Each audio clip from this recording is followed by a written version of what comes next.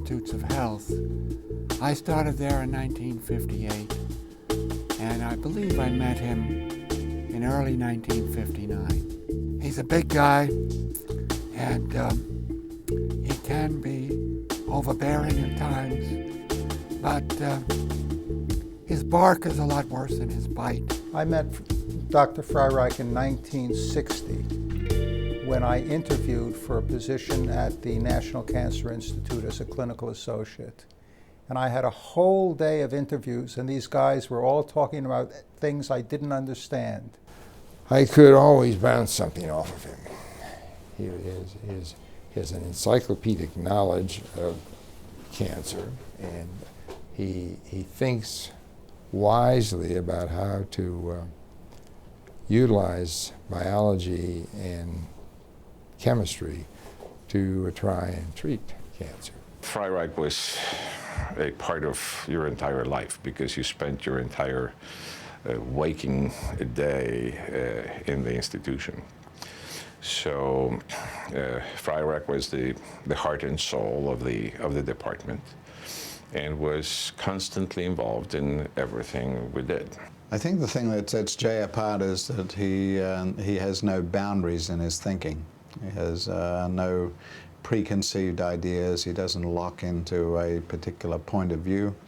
He'll sometimes say the prevailing point of view is X, so I'm going to look at it from the point of view of Y. I was born in 1927, and there was a major social event in the United States in 1929, none of which I remember.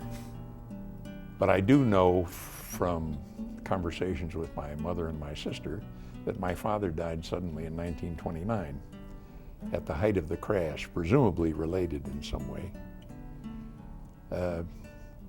My mother and father were immigrants from Hungary. They both spoke English poorly. They ran a little Hungarian restaurant. And when my father died, he left my mother with two children, 2 and 5, no money, no job. My mother ended up in a sweatshop, and she did the only thing she could do, which was make hats. And she worked for something like 2 cents an hour. She worked all hours. We never saw her. When I was about 10 years old, everybody got tonsillitis, and in those days, the treatment for tonsillitis, there were no antibiotics. So we were fortunate to have a family physician who lived in our community, who was a tree grows in Brooklyn type, Dr. Rosenblum. When I had tonsillitis, he said, the treatment is ice cream. Now, how can you beat that? What a prescription. So I loved Dr. Rosenblum, and I spent the next 10 years dreaming of being the most famous doctor in the world. But when I was a senior in high school, there was another tree grows in Brooklyn guy. He was a PhD in physics. He told me that if I could get $25, I could probably get through the medical school. $25. Now this is 1944. Yeah. And so my mother said, okay. She'd never seen $25. So she went around amongst the ladies that she circulated with, and she found a lady who had inherited some money from her husband's death and was doing good deeds. When I graduated, the good internships were at the private hospitals where you got, good salary and nice living quarters and fancy doctors. I wanted to be a family doctor, so I didn't want to go to a fancy hospital. I decided to go to Cook County Hospital. Well, all the patients are indigent, and there are very few doctors that have any experience. They're all taken care of by the interns and residents.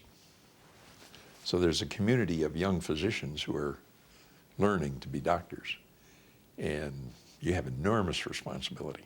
He called me up for a date first, and I wouldn't go out with him. He was pretty young, and I was in my last year of nursing, and then I was a nurse in the outpatient department at Presbyterian Hospital, and he came through as the resident.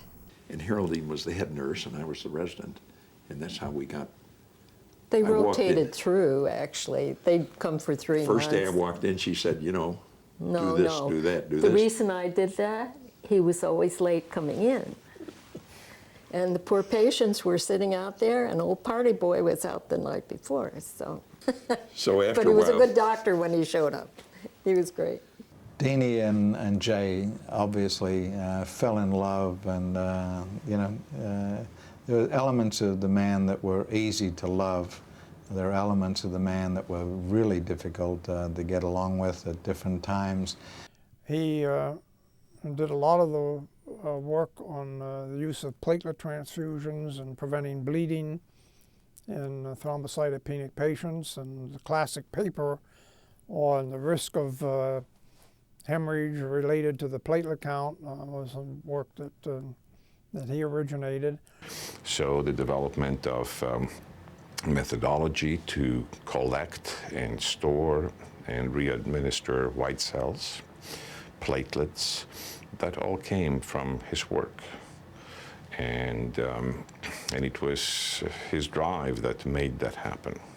And once we controlled bleeding and the mortality went from, well, a big decline in mortality, now we had a chance to investigate combinations of drugs. Jay's personal and direct contribution was the development of one of the first multi-drug combinations to treat childhood leukemia, VAMP.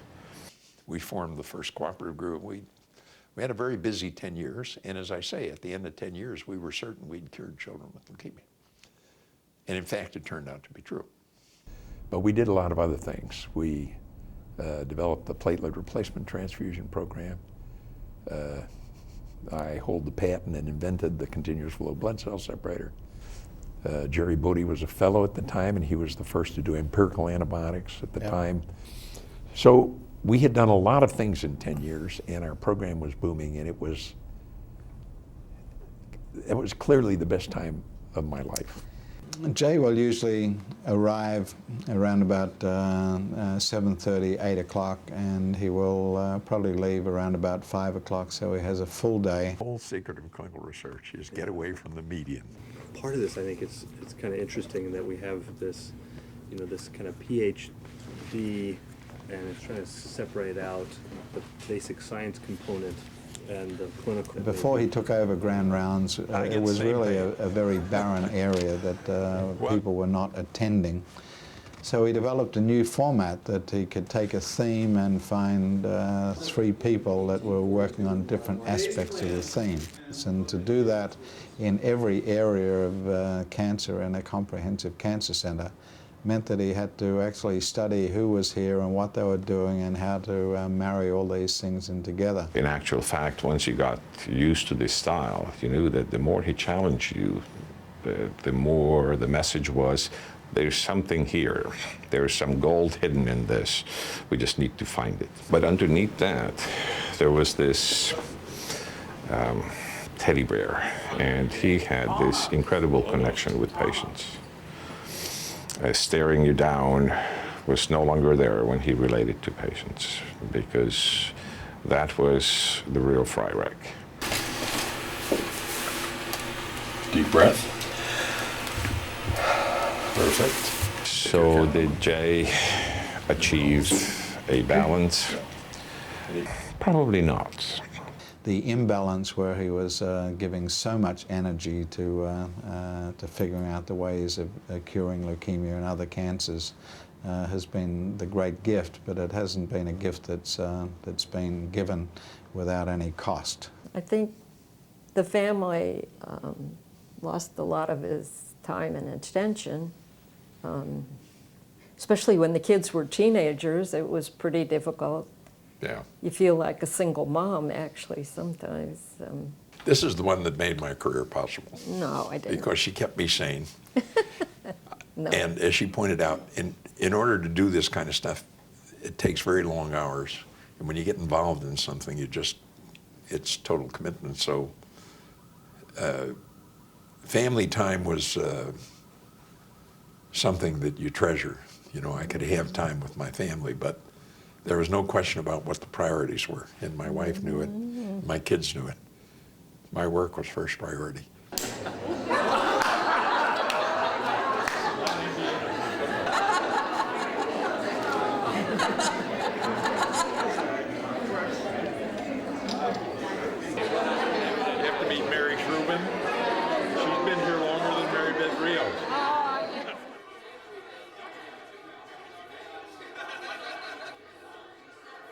You're all familiar with the fact that Dr. Freireich has an addiction to people making speeches about how wonderful he is.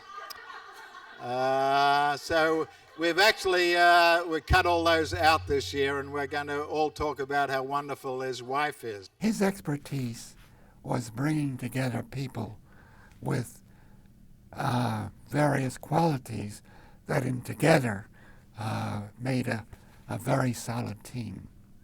But he always had the belief that that the human spirit and the human intellect was able to conquer whatever was presented to it. I do feel that well, he has received a lot of recognition for what he has done, that his work has in some respects been underappreciated. But the other contribution that he's made is to make clinical research, clinical investigation important. But I hope that the history of medicine in general and oncology in particular will remember Freireich as one of the giants of the field, one of the true pioneers in the field, and one of the positive leaders in the field. He's a very good leader of a group, so that I think he recognizes excellence in people, so that I think he was an excellent recruiter. I remember very well him telling us at one point that that progress will be made if you don't spend your time thinking about getting credit for it. Because the old academic style was that you taught your medical students, you taught your residents, you took care of your patients, you served on a committee, and you had a little lab project that you did so you could call yourself a scientist. Freireich did work in the lab, but more importantly, the lab was the clinic. And he, I think, is convinced that you can't have good clinical research without having trained, informed, knowledgeable physicians. He has trained, again, at least 2 generations of oncologists. So that should be an important legacy. He is certainly the most important intellectual presence in my life before. I now have a certain amount of fame or notoriety in a particular area, and he's the only one that really consistently challenges me to do better. The rest just say, "No, Keating's better at that than I am, so he can do that." But he never lets you rest, which is good. I go to work every day, and I do things no one else can do, and what I do saves human beings' lives. I've saved lots of lives in my career, and I've got more to do.